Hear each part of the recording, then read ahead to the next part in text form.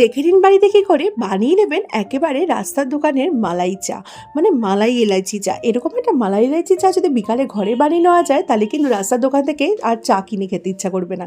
তো এর জন্য আমি 2 কাপের অনুপাতে বলছি, 2 কাপের জায়গায় 1 কাপ জল দেবো, আর দেবো আদা বাটা এখানে 1 টিস্পুনের মতো। আদাটাকে একটু থেতো করে নিলেই হবে। এবার এটা কাঁটা চামচের সাহায্যে ভালো করে মিশিয়ে নিচ্ছি।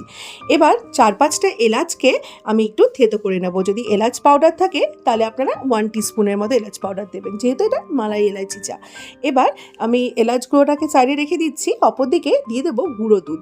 জলটা ফোটার ঠিক আগের স্টেজে গুঁড়ো দুধটা দিতে হবে। 2 চামচের মতো গুঁড়ো দুধ দিলাম, দিয়ে ভালো করে কাঁটা চামচের সাহায্যে এটাকে স্টির করে নেবো। কাঁটা চামচ দিয়ে করার উদ্দেশ্য হচ্ছে যাতে কোনো রকমের দলা না পাকে। কাঁটা চামচ দিয়ে ভালো করে গুলিয়ে নেওয়ার পর দুধটাকে এবার দিয়ে দেবো ফুল ফ্যাটযুক্ত দুধ 1 কাপের মতো।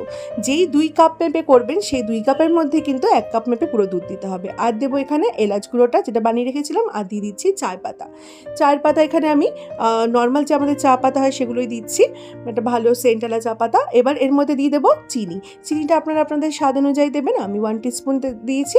এবার এটাকে ভালো করে কাঁটা চামচের সাথে স্টির করছি যাতে কোনো রকমের লাম্পস না হয়, মানে গুঁড়ো দুধ দিলে অনেক সময় কী হয় দুধটা ফেটে যায় বা লাম্পস হয়, সেটা না বন্ধ করার জন্য কাঁটা চামচ দিয়ে স্টির করতে হবে।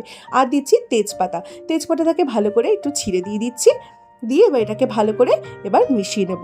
এবার গ্যাসের ফ্লেমটাকে হাই করে দিয়ে এই দুধটাকে ফুটতে দেবো, মানে চাটাকে ফোটাবো। চাটাকে কিন্তু একবার ফুটালে হবে না, এই যে যেই গ্যাসের সামনে দাঁড়িয়েই করবেন, একদম হাই ফ্লেমে দিয়ে যখন এরকম ফুটে যাবে তখন গ্যাসের ফ্লেমটাকে একদম কম করে দেবেন, আবার এটাকে আবার হাই ফ্লেমে দেবেন। এইভাবে 3 থেকে 4 বার কিন্তু চাটাকে মানে যেরকম উতাল আসে সেরকম উতাল আসার মতো করে ফোটাবেন।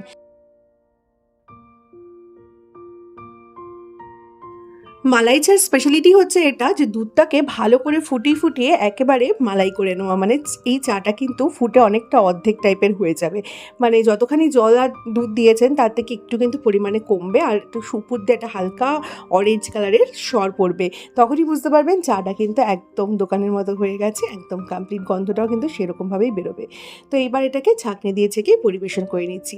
এরকম একটা চা একটিবার হলেও বাড়িতে বানিয়ে দেখুন, রাস্তা থেকে আর কিনে খেতে ইচ্ছা করবে না। চাটা দুর্ধর্ষ হয় খেতে, আর মানে এর স্বাদটা কীরকম হয় সেটা আপনারা না হয় বানিয়ে আমি কমেন্টে জানাবেন। তো বন্ধুরা বিকাল বা সকালে এরকম একটা চা বানিয়ে বাড়িতে পরিবেশন করুন, আর কীরকম লাগছে সেটা কমেন্টে জানিয়ে দেবেন। তো বন্ধুরা আজকের মতো এই পর্যন্তই, আবার চলে শুরু করুন নতুন রেসিপির সাথে। সবাই ভালো থাকবেন, সুস্থ থাকবেন। Thank you for watching this video. আর ভিডিওটি ভালো লাগলে শেয়ার করতে ভুলবেন না কিন্তু। Thank you for watching.